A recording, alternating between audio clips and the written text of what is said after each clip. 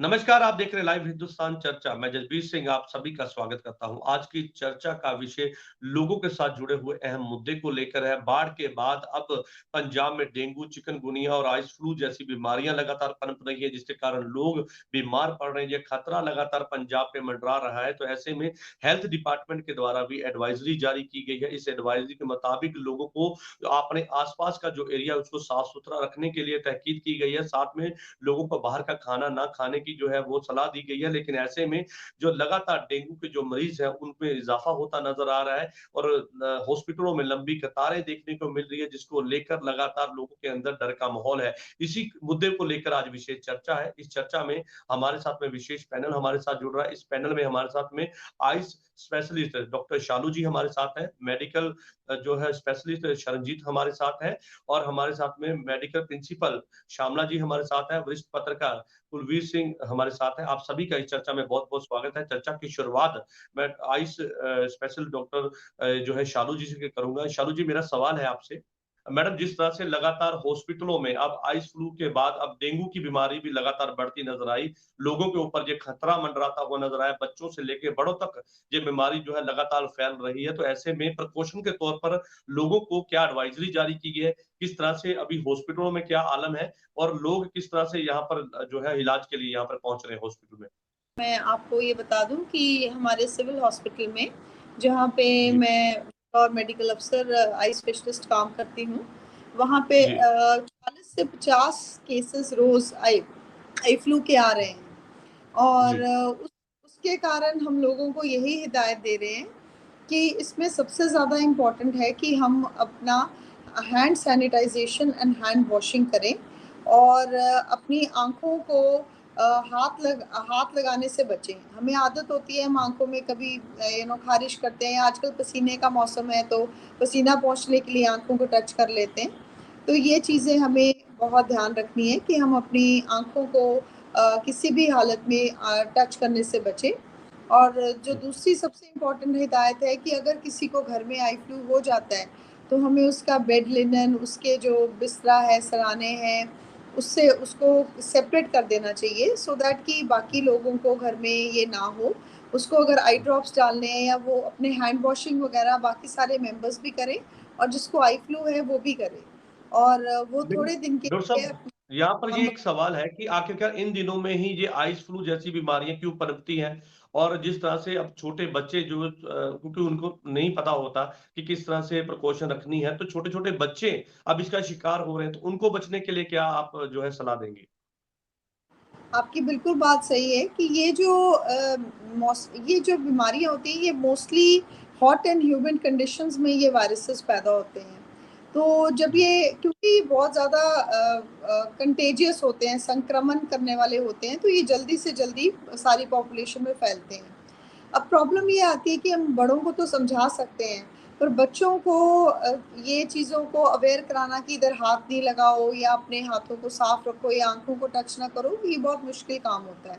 उसपे हम पेरेंट्स को ये समझाते हैं कि अगर आपका बच्चा स्कूल गोइंग है, तो आप सबसे इम्पोर्टेंट ये बात है कि आप उसको स्कूल ना भेजिए। अगर आप उसको उसकी आँखों में लालीपन देखते हैं, डिस्चार्ज जिसको हम गिद्ध बोलते हैं या पानी आना या लालीपन होना ऐसे सिम्पटम्स आपको दिखते हैं, तो आप बच्चों को स्कूल ना भेजिए क्योंकि उसके भेजने से वो बच्चा स्कूल में जाके औरों को भी ये बीमारी फैलाता है। तो स्कूल वालों को भी चाहिए कि अगर कोई बच्चा ऐसा बाय चांस पेरेंट्स भेज देते हैं, पेरेंट्स नहीं नोटिस करते सुबह की प्रॉब्लम हुई है, तो आपको नोटिस होता है तो आप उसी टाइम पेरेंट्स को कॉल करके उस बच्चे को वापस घर भेज दीजिए। पत्रकार कुलवीर सिंह हमारे साथ हैं। कुलवीर जी, ग्राउंड ज़ीरो पे इस समय क्या हालात है? हॉस्पिटलों में क्या आलम है? और लोगों के अंदर अब डर मंडरा रहा है कि पहले बाढ़ की आपदा, अब उसके बाद ये बीमारियाँ लगातार लोगों को परेशान कर रही हैं, छोटे-छोटे बच्चे बीमार पड़ रहे हैं। ऐसे में लोग जो है वो डर के माहौल में हैं। कुलवीर जी। देखिए जसबीर, बिल्कुल सही कहा आपने क्योंकि बाढ़ का जो प्रकोप है वो पूरे देश के कई राज्यों के साथ पंजाब में भी काफ़ी ज़्यादा रहा। और अभी तक मुकम्मल तौर पर बात करें, उभर नहीं पाए हैं इस सिचुएशन से, क्योंकि लगातार बारिश कहीं न कहीं फिर भी खलल डाल रही है और ना ही हम इतने इंतज़ाम जो हैं वो कर पाए हैं। और जिस तरह से हर साल आपने देखा होगा कि बारिश के बाद जिस तरह से कई बीमारियां जो है वो पैदा होती हैं, तो वही चैलेंज इस वक्त भी है सरकारों के सामने और जो स्वास्थ्य सेवाओं से जुड़े हुए लोग हैं, जो संस्थाएं हैं उनके सामने।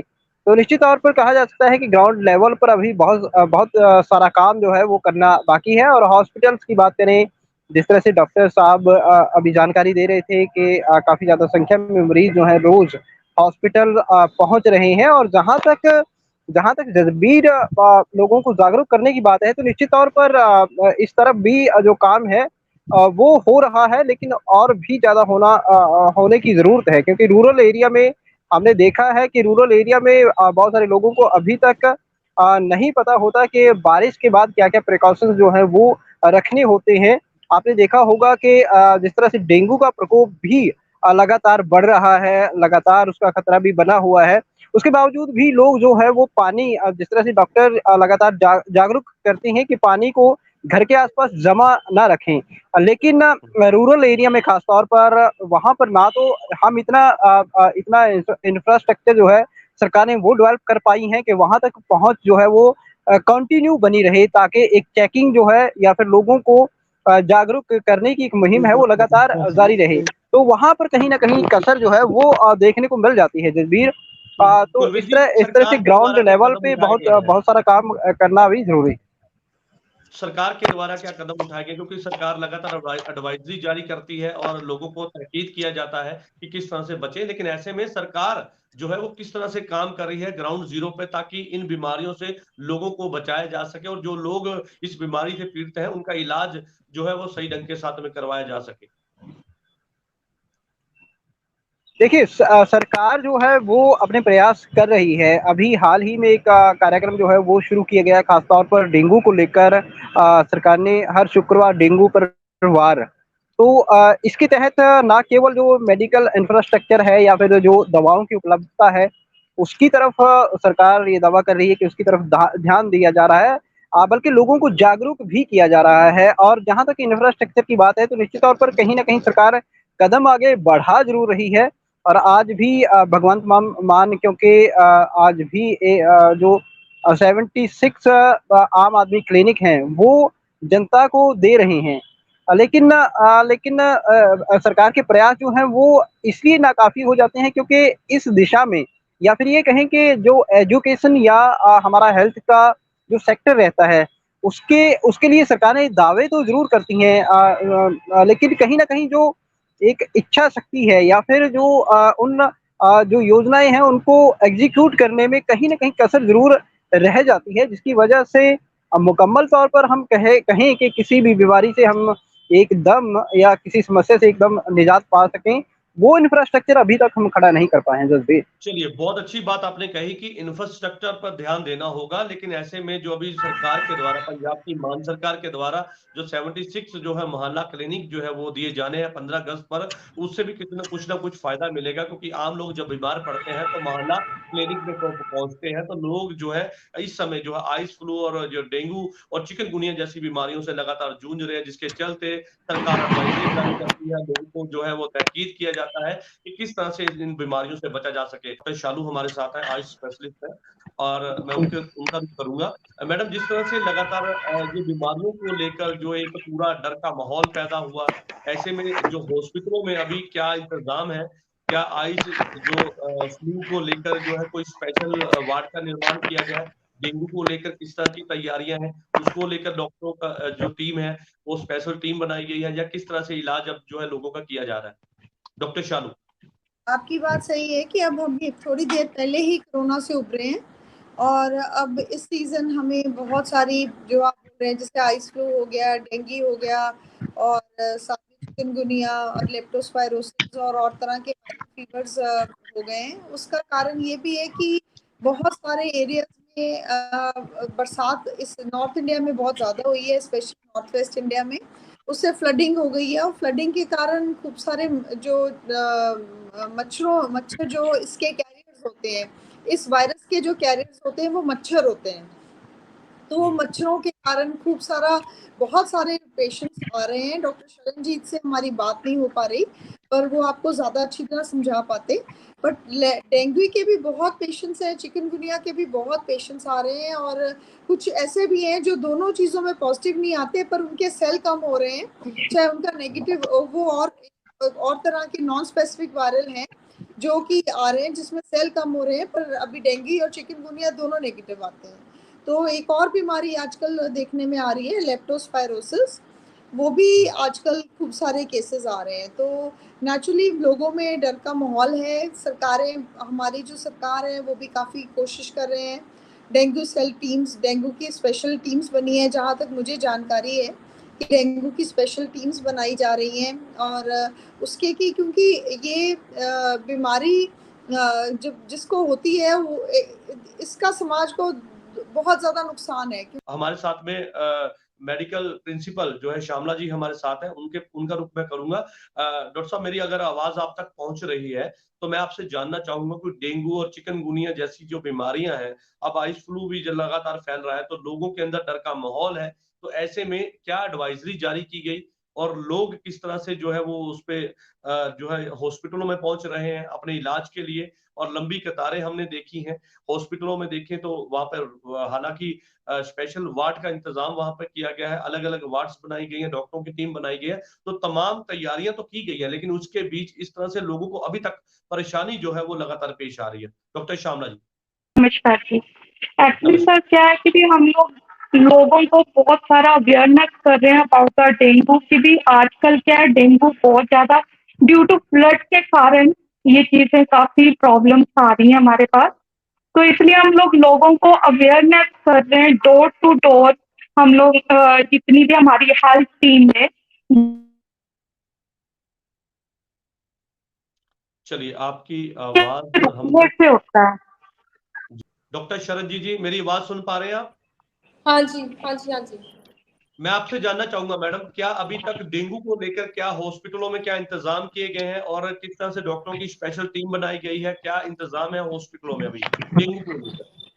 जी, एज पर द गाइडलाइंस जो हमें पहले इशू हुई थी, तो according to that guidelines we have specialised dengue ward that is been established in every district hospital with specialized dengue beds. They are available, and awareness that is being done, and IV fluids और जो भी management के लिए special medicine and special staff that has been designated for, और actively surveillance हो रही है। जो भी फीवर के पेशेंट हैं, we are sending the samples for the surveillance also, that if any fever patient, dengue patient that is coming up, that epidemiology team that is going to that area so that more cases could be detected.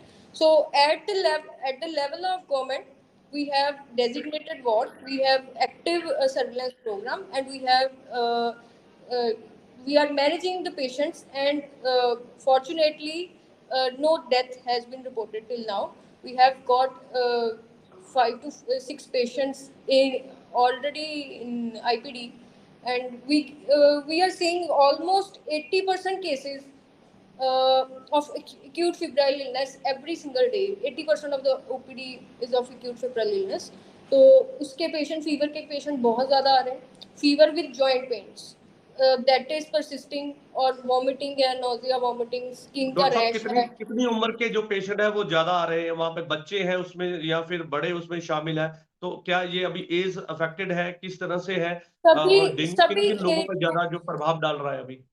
सभी age groups equally infected हैं इससे। तो I am basically dealing with adult group, but both the adults and with comorbidities they are affected with it, and patients they are having conjunctivitis also along with it. Loose stool के बहुत patient आ रहे हैं, flu like symptoms बहुत सारे हैं, basically morbidity बहुत है इस टाइम पे। तो patient they are having long term illness, right? Their symptoms that they are persisting for around 15 to 20 days. So morbidity is more. Till now we have seen less of the complications, but yes, we are working on it. We are trying to categorize the patients and manage accordingly.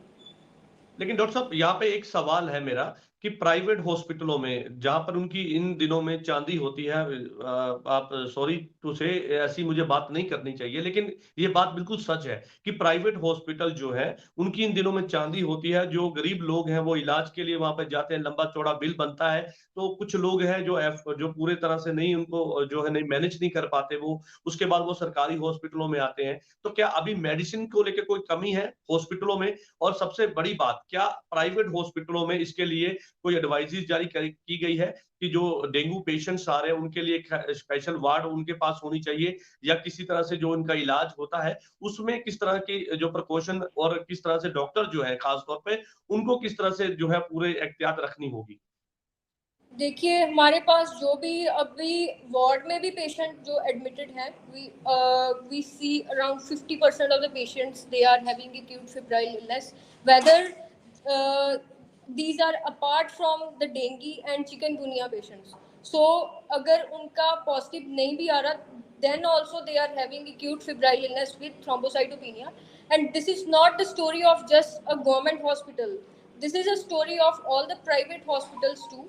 And for that we have active dengue wards. They are being established, and guidelines from the Punjab government, they have been set, so we are following those.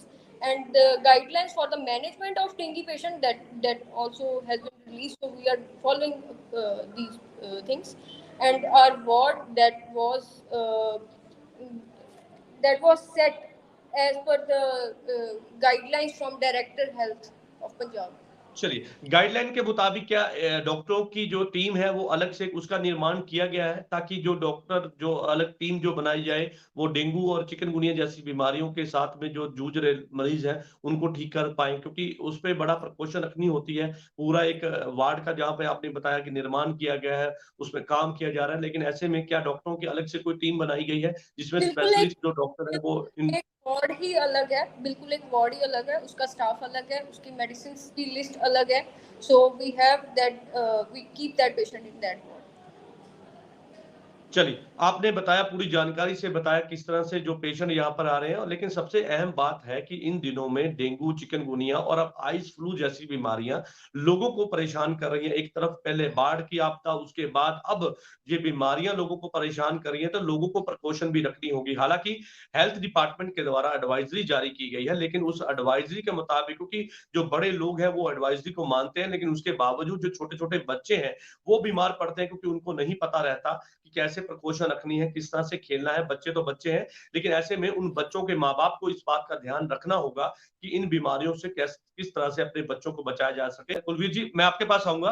Kulveer जी, अभी तक जानकारी है पंजाब में कि बहुत ज्यादा लोग patient है वो लगातार जो है वो हॉस्पिटलों में पहुंच रहे हैं, उनके इलाज में काफी दिक्कत परेशानी हो रही है, और प्राइवेट हॉस्पिटल जो है वो अपनी जो है इस समय पैसा बटोरने में लगे हुए हैं। हालांकि ये सरकार के द्वारा उन तक भी एडवाइजरी जारी की गई है कि जो डेंगू के पेशेंट आ रहे हैं तो उन पे किस तरह से काम होना है, उसको लेकर आपके पास क्या जानकारी है कुलवीर जी? देखिए, इस बात में कोई दो राय नहीं है कि इस तरह का माहौल जब भी बनता है या इस तरह के हालात जब भी बनते हैं तो निश्चित तौर पर जो प्राइवेट हॉस्पिटल्स होते हैं वहाँ कहीं ना कहीं मनमानी जो है वो देखने को जरूर मिलती है। लेकिन जिस तरह से एक आपदा के बाद एक बाढ़ के बाद इस तरह से स्थितियां जो है वो बन चुकी हैं, और इससे पहले जिस तरह से डॉक्टर साहब भी जिक्र कर रहे थे कि कोरोना में काफ़ी ज़्यादा जोर जो है वो मेडिकल फील्ड से जुड़े लोगों का काफ़ी लग चुका है, काफ़ी ज़्यादा इंफ्रास्ट्रक्चर जो है वो उस टाइम भी डेवलप किया गया, लेकिन बहुत सारी कमियां जो हैं वो फिर भी रहती हैं। तो ऐसे में इस तरह के हालात जब भी बनते हैं तो इसमें ना तो केवल एक सरकार से या फिर ना केवल डॉक्टर से हमें उम्मीद करनी चाहिए कि वो इस लड़ाई को मुकम्मल तौर पर जीत पाएंगे, बल्कि इस तरह के जब भी हालात बनते हैं तो ये एक युद्ध जैसे हालात बन जाते हैं जजबीर, और इसमें सबके सहयोग की जरूरत होती है। और खास तौर पर जब तक जनता का सहयोग नहीं मिलता तब तक चाहे वो सरकार जितना मर्जी प्रयास कर ले, मेडिकल फील्ड से जुड़े जो हमारे लोग हैं वो जितना मर्जी प्रयास कर लें, क्योंकि आपने देखा होगा कि कोरोना में भी जो मेडिकल फील्ड से जुड़े लोग हैं उन्होंने अपनी जान की परवाह किए बिना वो दिन रात लगे रहे और बहुत सारे मेडिकल फील्ड से जुड़े लोगों की जान भी गई है। तो उनकी उनके प्रयासों में कोई कसर नहीं रहती, लेकिन जब तक जनता का सहयोग, खासतौर पर जागरूक करने की लगातार मुहिम चला रखी है, लेकिन उसके बावजूद भी लोग जो हैं वो जागरूक नहीं होना चाहते या फिर जो गाइडलाइंस हैं उनको नहीं मानना चाहते, तो वहाँ पर कहीं न कहीं एक बड़ी कमी देखने को मिल जाती है जसबीर। तो ऐसे में ज़रूरी है कि जितना सहयोग सरकारें कर रही हैं, जितने कदम सरकारें बढ़ा रही हैं या फिर जितने प्रयास मेडिकल फील्ड से जुड़े हमारे लोग लगा रहे हैं, उतना ही सहयोग यदि जनता दे तो निश्चित तौर पर एक बदलाव जो है वो देखने को मिल सकता है। जी। सुबीर जी, यहाँ पर एक सवाल है मेरा कि जिस तरह से आपने बताया मेडिकल योद्धा जो हमारे लगातार कोरोना काल में भी जो है अपनी पूरी सेवाएं जो देते रहे और आज भी लगातार लोगों को जो है राहत देने के काम में जुटे हुए हैं, सेवा के काम में जुटे हैं। लेकिन यहाँ पर सवाल है कि जब बाढ़ की आपदा आई, उसके बाद सरकार पर ये आरोप लगा कि सरकार ने समय रहते अगर नदी नालों की सफाई कराई होती तो ये हालात पैदा नहीं होते। तो क्या अब जिस तरह की स्थिति अब पैदा हुई है डेंगू और बाकी आइस फ्लू और जैसी ये चिकनगुनिया जैसी बीमारी, क्योंकि ये गंदगी से पैदा होती है, तो ऐसे में क्या सरकार अब गंदगी को साफ करने में कोई मुहिम चलाई है या किसी तरह से स्पेशल जो है एक टीम बनाई गई है ताकि जो शहर और गांव है उन तक सफाई अभियान चला के उनकी सफाई कराई जाए ताकि ये बीमारियां पनपने की बजाय जो है उसमें थोड़ी कमी आए ताकि लोग बीमार ना पड़ पाए। देखिए जसबीर, जहाँ तक आपने बात किया कि सरकार इतने इंतजाम नहीं कर पाई, इस तरह की बातें जो है निश्चित तौर पर एक राजनीति का हिस्सा है, क्योंकि जो विपक्षी दल हैं वो इस तरह के आरोप सरकार पर लगाते हैं। हालांकि सरकार के अपने दावे हैं कि पूरी तरह से सरकार जो है वो जागरूक थी, लेकिन ये एक राजनीति का हिस्सा है। यहाँ पर हम इसकी चर्चा में नहीं पड़ेंगे, लेकिन इतना जरूर है कि जहाँ तक आपने बीमारियों की बात की, तो ये बरसात के बाद होने वाली बीमारियां हैं और हर साल होती हैं। हाँ, इस बार अब जिस तरह से बाढ़ का प्रकोप रहा, तो एक चेहरा इस समस्या का जरूर बड़ा हुआ है। तो निश्चित तौर पर उसको काबू करने के लिए भी कहीं न कहीं उतने ही प्रयास और उतना ही समय जो है ज़रूर लग सकता है। लेकिन सरकार जो है वो प्रयास कर रही है, और जिस तरह से हमारे मेडिकल फील्ड से जुड़े लोग जानकारी दे रहे हैं कि लगातार जो पेशेंट्स हैं वो अलग-अलग बीमारियों से पीड़ित, वो उनकी तादाद बेशक बढ़ रही है, लेकिन कहीं न कहीं जो प्रयास हैं वो भी जारी हैं। जसबीर।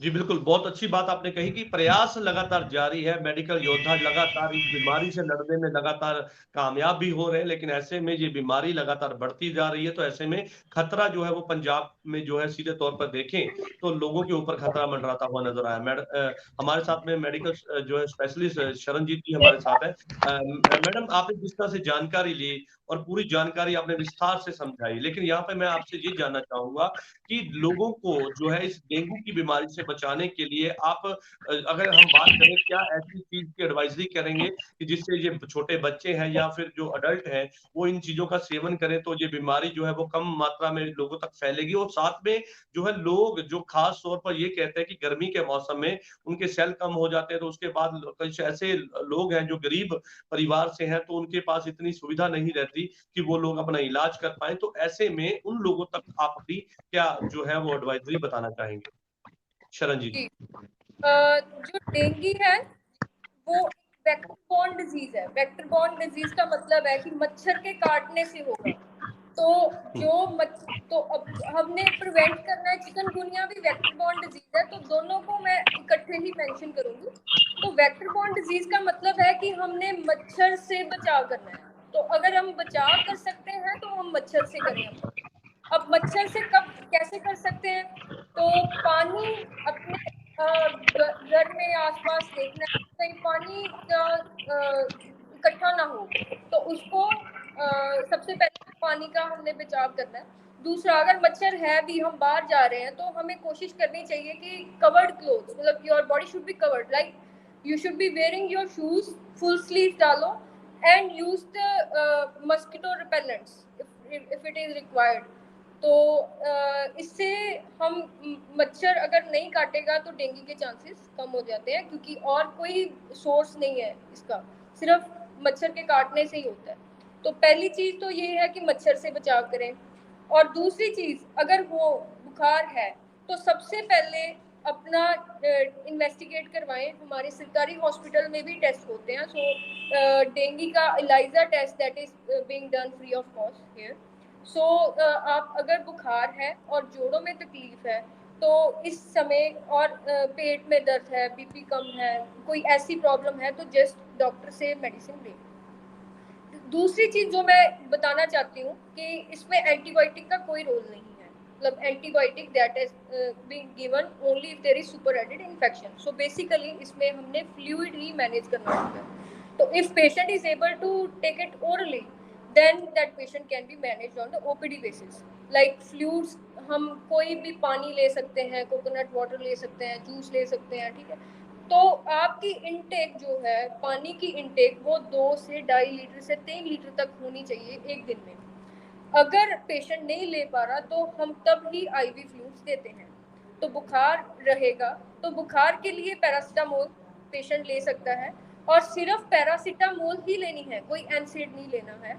उससे क्या है, सेल की जो पैरासीटामोल है that is the only drug that is safe if patient is having any platelet dysfunction. So और आप रेगुलरली हम प्लेटलेट मॉनिटर करते हैं, हेमाटोक्रिट मॉनिटर करते हैं, पेशेंट को देखते हैं। इसमें क्या है कि जब पेशेंट का फीवर ठीक होगा तब उसको स्किन रैश आएगा, तो उसके दौरान ही उसका प्लेटलेट काउंट कम होता है। तो ऐसे नहीं है कि patient that has recovered from fever and that is not prone to get any complication. So complication उसके बाद भी हो सकती हैं। So most important thing is कि अगर आपको इस सीजन में कोई फीवर का पेशेंट है तो उसको इग्नोर ना करें, उसको अर्लीस्ट टाइम पे इन्वेस्टिगेट करें और उसको फॉलो अप भी करें, ठीक है। लेकिन और डॉक्टर साहब, अपने यहाँ पर लोगों को ये आप इसके बारे में क्या जानकारी देना चाहेंगे कि क्या खाना चाहिए इन दिनों में? क्योंकि लोग जो है फ्रूट खाना समझते हैं कि फ्रूट खाने से कुछ ऐसे फ्रूट्स होते हैं जिनको खाने से डेंगू और बाकी की बीमारियां नहीं होती है, तो उसके बारे में आप क्या बताना चाहेंगे? क्योंकि लोगों के अंदर ये भी एक पूरी एक दुविधा रहती है। तो हम चाहते हैं कि हमारे दर्शक जो हमें देख रहे हैं उनके पास पूरी जानकारी पहुंचे कि उनके लिए क्या खाना सही है और क्या खाना सही नहीं है। देखिए, जो ये सीजन चल रहा है इसमें कोई भी वायरल इन्फेक्शन हो सकती है। Despite of being we are just talking about chikungunya and dengue, और भी बहुत इन्फेक्शन है जो हो सकती है। तो इस टाइम पे कोशिश करनी चाहिए कि घर का खाना, सादा भोजन खाया जाए। और कोई ऐसा नहीं है कि यही लेने से प्लेटलेट काउंट बढ़ता है या कम होता है, मतलब कोई कम ऐसी होता है फैंसी जी। डाइट नहीं लेनी। तो just concentrate on your fluid intake, that's it। कि आप पानी ले सकते हैं, शिकंजी ले सकते हैं, कोल्ड ड्रिंक नहीं लेना, कार्बोनेटेड ड्रिंक्स नहीं लेने, जिससे भी हाइड्रेशन मेंटेन हो। लस्सी ले सकते हैं, कोई भी, मतलब basically when you are ill try to take the food that is there in your home. कोई फैंसी डाइट नहीं लेनी। फैंसी हमने मतलब कैसे, जैसे कोई प्रपोज्ड ऐसे नहीं है कि जैसे लोग ले लेते हैं बकरी का दूध लेकर ऐसे।